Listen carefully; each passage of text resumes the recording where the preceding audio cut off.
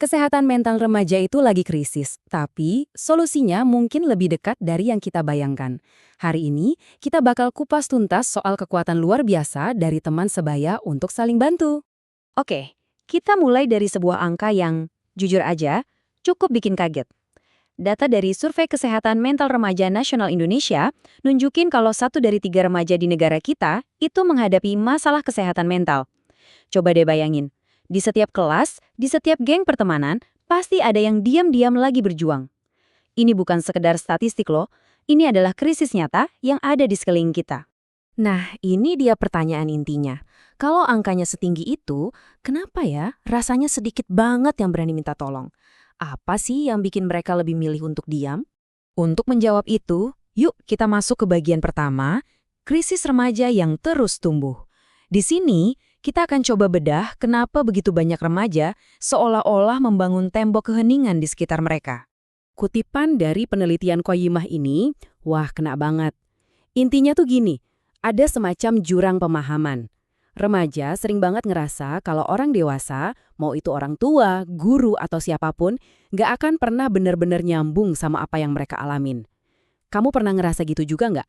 Hambatan-hambatan ini mulai dari takut dijudge, malu karena stigma, sampai mikir orang dewasa mana ngerti. Semua ini tuh kayak ngebangun tembok yang tebel banget dan susah ditembus. Akibatnya, banyak remaja milih mendem masalahnya sendirian yang seringkali konsekuensinya bisa sangat berat. Oke, dari masalah yang kelihatannya suram ini, sekarang kita beralih ke sebuah solusi yang cerah banget dan penuh harapan. Gimana kalau orang yang paling dipercaya sama seorang remaja, yaitu temannya sendiri, justru bisa jadi jembatan untuk mendapatkan bantuan? Nah, inilah konsep di balik konseling sebaya. Penting banget nih untuk digarisbawahi ya, ini bukan sekedar curhat-curhatan biasa. Konseling sebaya itu sebuah pendekatan yang terstruktur dan butuh keahlian. Jadi, para konselor remaja ini dilatih secara khusus untuk mendengarkan, mendukung, dan membimbing. Bukan cuma sekedar bilang, sabar ya. Kekuatan konseling sebaya itu ada pada keasliannya. Nggak ada tuh yang namanya hierarki umur atau jabatan. Mereka ngomong pakai bahasa yang sama, ngerasain tekanan sosial yang sama, dan karena itulah mereka bisa ngebangun kepercayaan dengan cara yang kadang sulit banget dicapai oleh orang dewasa. Tentu saja, ide sebagus apapun harus didukung sama bukti kan? Jadi pertanyaan kritisnya adalah, apa pendekatan ini beneran efektif? Ada datanya nggak sih yang nunjukin kalau ini tuh berhasil? Jawabannya ada. Dan ini datang dari sebuah eksperimen nyata di sebuah panti asuhan di Malang. Yuk kita lihat gimana program konseling sebaya ini diuji langsung di lapangan dan apa hasilnya. Desain penelitiannya simple tapi cerdas banget. Namanya One Group Pretest Post Test. Gampangnya gini, para peneliti ngukur dulu tingkat kesehatan mental para remaja. Terus mereka dikasih pelatihan. Setelah itu diukur lagi buat lihat ada perubahan yang signifikan nggak. Dan ini dia buktinya. Coba lihat angka yang di baris pertama itu. 0,040. Buat yang mungkin kurang familiar sama statistik, intinya gini. Kalau angka itu di bawah 0,05, artinya hasilnya beneran nyata, bukan kebetulan. Ini adalah bukti kuat bahwa program ini berhasil. Artinya, secara terukur, para remaja ini benar-benar berasa lebih baik, lebih mampu menghadapi masalah mereka, dan nggak lagi merasa sendirian. Dan ini bukan temuan yang terjadi di satu tempat aja loh, dampaknya bisa sangat besar. Penelitian lain bahkan nunjukin kalau program serupa bisa secara drastis mengurangi pemikiran untuk bunuh diri setelah bencana terjadi. Ini bukti betapa kuatnya dukungan teman sebaya, bahkan di saat-saat yang paling krisis sekalipun. Kita sudah tahu ini berhasil. Sekarang, pertanyaannya adalah bagaimana kita menciptakan seorang konselor sebaya yang efektif?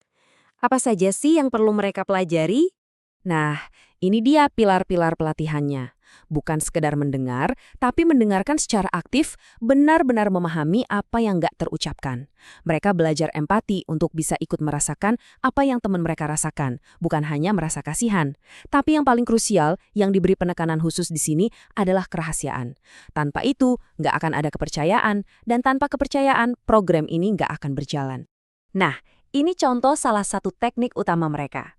Seorang konselor yang terlatih tahu bedanya antara pertanyaan tertutup yang bisa bikin obrolan berhenti dan pertanyaan terbuka yang justru memancing cerita.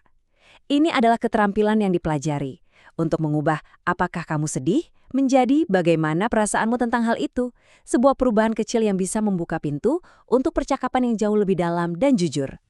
Dan proses ini tuh nggak sembarangan. Ini adalah program yang sangat terstruktur. Mulai dari seleksi yang cermat untuk menemukan individu yang tepat, pelatihan intensif untuk membekali mereka, sampai ada pendampingan dan evaluasi berkelanjutan. Semua ini tujuannya untuk memastikan para konselor remaja ini benar-benar siap dan didukung dalam menjalankan peran penting mereka. Jadi, setelah melihat masalahnya, solusinya, dan bagaimana prosesnya, mari kita simpulkan apa arti semua ini bagi masa depan dukungan kesehatan mental untuk anak-anak muda kita. Inilah pesan utamanya. Konseling sebaya tidak bertujuan untuk menggantikan psikolog atau terapis. Tujuannya adalah menjadi garda terdepan, langkah pertama yang nggak mengintimidasi, yang bisa diakses oleh siapa saja, di mana saja. Ini adalah sebuah jembatan yang dibangun di atas kepercayaan untuk menghubungkan remaja yang butuh bantuan dengan pertolongan yang lebih besar. Jadi, saya ingin kita semua merenungkan hal ini. Di tengah krisis kesehatan mental, mungkin sumber daya terbesar kita adalah kaum muda itu sendiri. Dengan memperdayakan mereka untuk saling mendukung, kita tidak hanya mengubah cara kita menangani kesehatan mental, tapi kita juga sedang membangun generasi yang lebih berempati, lebih peduli, dan lebih tangguh.